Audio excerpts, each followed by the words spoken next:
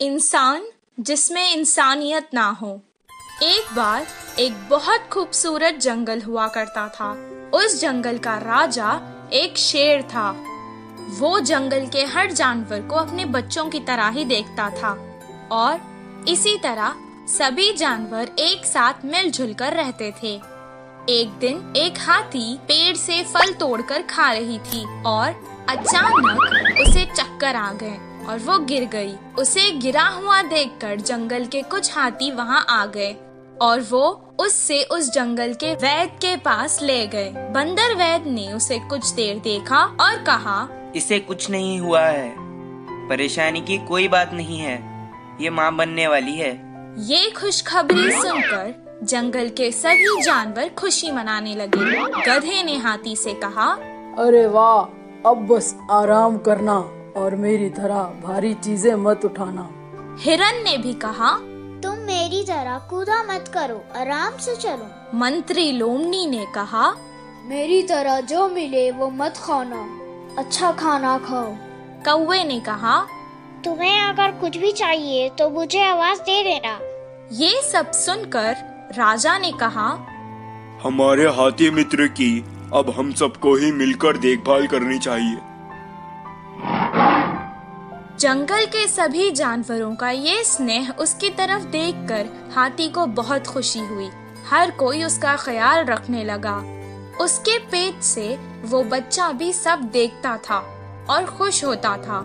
एक दिन उस मासूम को प्यास लग रही थी। माँ, मुझे बहुत प्यास लग रही है, पानी पी लो ना। वो जंगल के पास की नदी के पास गई और पानी पीने लगी। पानी पीकर वो खुश हो गई और कहने लगी, माँ, मुझे सारा जंगल दिखाओ ना, मैं देखना चाहता हूँ। तब वो धीरे धीरे चलते हुए उसे सब कुछ दिखाने लगी। उस खूबसूरत जंगल को देखकर उसके बच्चे को बहुत खुशी हुई। अचानक वो रास्ता भटक गई और जंगल के पास के गांव में आ गई। उस गांव में 2 शरारती बच्चे रहते थे। वो हमेशा सबको सताते और खुश होते थे। गांव के मुखिया की कई डांट पड़ने के बाद भी वो ना बदले, बल्कि उनकी शरारत दिन ब दिन और बढ़ती चली गई।